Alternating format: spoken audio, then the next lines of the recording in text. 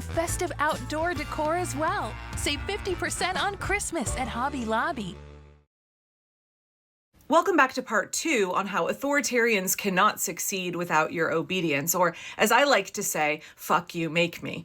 I'm going through a part of this book, Blueprint for Revolution. It's by Sergej Popovic, who was part of the Otpor movement in Serbia. And in the last video, I was sharing Popovic's account of the Saffron Revolution in Myanmar, how citizens in that country, which at the time was known as Burma, had fewer free speech rights than citizens do in North Korea. And yet Buddhist monks led by Ashen Kavita decided to march against the tyranny of the regime, and how those actions led to the Saffron Revolution. And at the end of that section, Popovic was saying, y'all understand that authoritarians need your obedience, and that actually nobody can force you to obey. You always have the option to disobey. Popovic says a dictator isn't interested in running a haunted house. Instead, he wants to make you obey. And when it comes down to it, whether or not you obey is always your choice.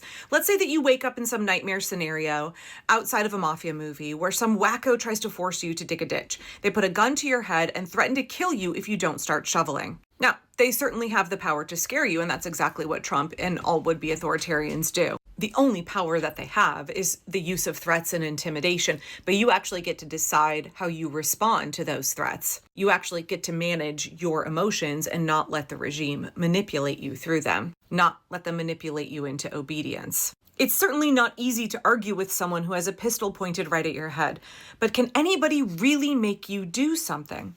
Nope. Only you can decide whether or not you're going to dig that ditch. You are totally free to say no. The punishment will certainly be severe, but it's still your choice to decline. And if you absolutely refuse to pick up that shovel and they shoot you dead, you still haven't dug that ditch.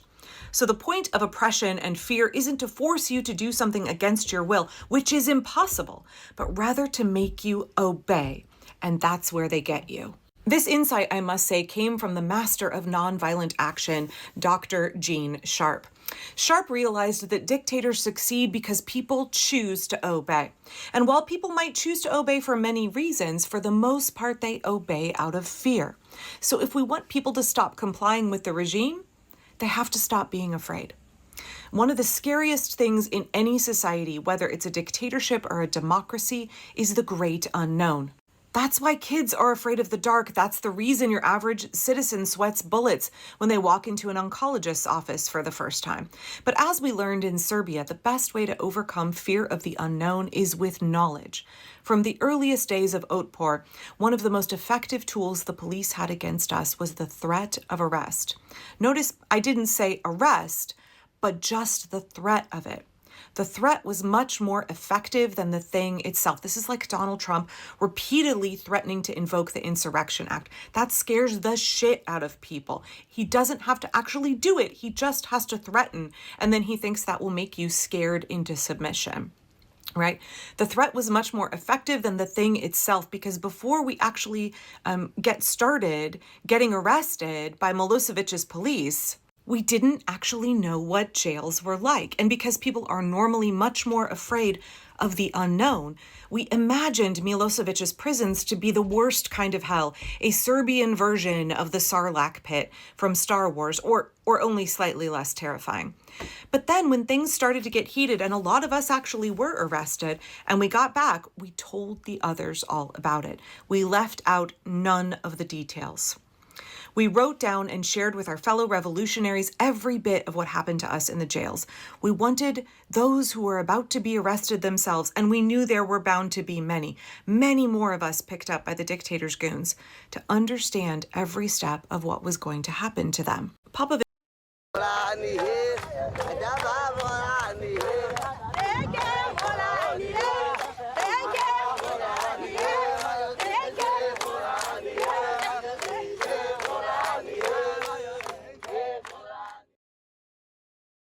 You live in Montana for a reason. Get the most out of your next adventure behind the wheel of a new Ford. At Kendall Popovich goes on to explain what he told his fellow revolutionaries, what it was like to get arrested, how tight they had the handcuffs on you, what it was like in the jail itself. It smelled like vomit and piss, and then what the interrogations were like. Instead of being afraid of being arrested, they started to plan for it. They called it Plan B, preparations for being arrested. Soon, instead of speaking of prison in hushed tones, our friends and acquaintances spoke of it dismissively, even humorously. Not only did they educate each other about what the conditions were like and therefore deprived the regime of utilizing fear of the unknown, they also organized for how to support each other when they got arrested. Making sure that they had the correct documents, making sure that people had power of attorney for each other, making sure that they were able to line up attorneys and bail money for each other. And then they had press releases every time their friends got arrested. They listed the names of the activists and the jails that they were sent to. That way, if the press published it, then people could show up and protest. Plan B worked wonders because it blunted the dictator's means of oppression and helped us turn the tide of fear. Obviously, we knew even with Plan B that we couldn't control what Milosevic was going to do to us, and everybody understood that at some point there were going to be casualties. Remember, I said everybody has to take on a measure of risk right now. We need some radical acceptance about that. As Tim Snyder says, you can fight for freedom or you can die in unfreedom. Whatever they want to do to us now while we are defending the Constitution, defending democracy, it will be far, far worse for all of us if we lay down and let them fully enact their terrible plans. It was a given that people would lose their jobs and some would be sentenced to long prison terms. Some might even be tortured or killed. But we dealt with this by giving each case the human attention it deserved. We in Outpour always reminded ourselves that each member of the group was an individual with a family and responsibilities. We were sworn like American soldiers to leave no man behind, and we trained ourselves to endure the worst. This part right here, some people were willing to take incredible risks because they knew as soon as Milosevic's guys slapped the handcuffs on them, there would be an entire movement behind the scenes working to set them free. That's what solidarity means. That's what we mean when we say it's not the bus boycott, it's the bake sale. You want the general strike, you need the framework of everybody supporting the strikers. We all have to get behind the people who are taking on the greatest measure of risk and support them. Not only did Plan B take away the fear of the unknown, what prison was going to be like, it took away the fear of isolation, the fear that if you have to be brutalized by the regime, if you have your rights violated, that you're going to go through that process alone. Solidarity is incredibly important, y'all. Getting arrested soon meant that you joined an exclusive club and that you wouldn't be facing the full weight of the security forces all by yourself. Not only that, but once we stopped being scared and started getting organized, the police realized that the harder they cracked down on us, the worse it got for them.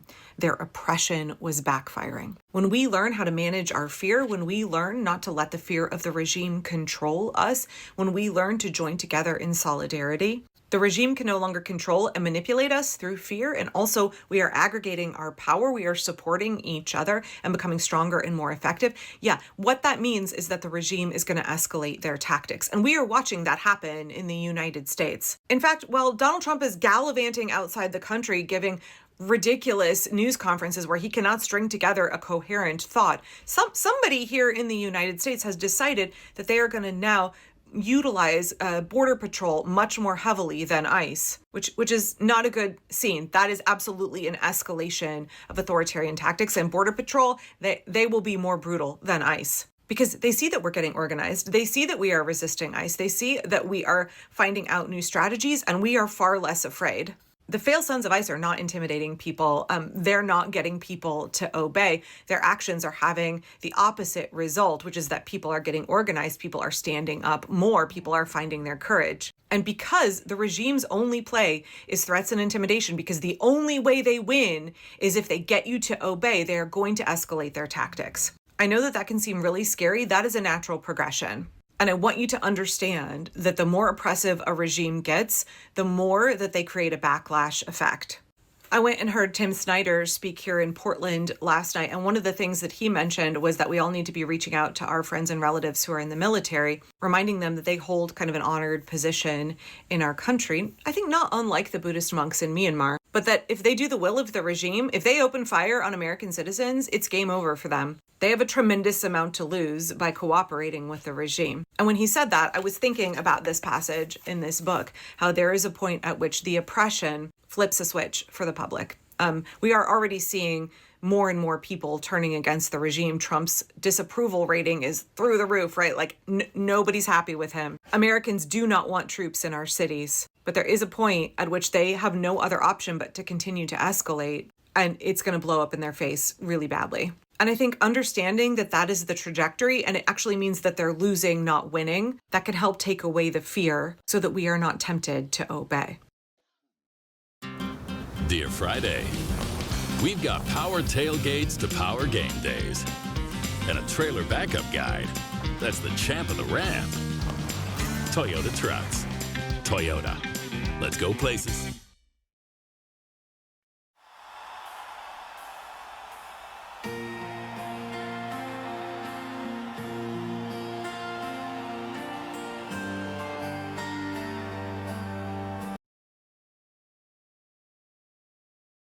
All right, thanks, Stu at Home, for joining us this hour. Really happy to have you here. I got one quick thing to mention before we start tonight. I said last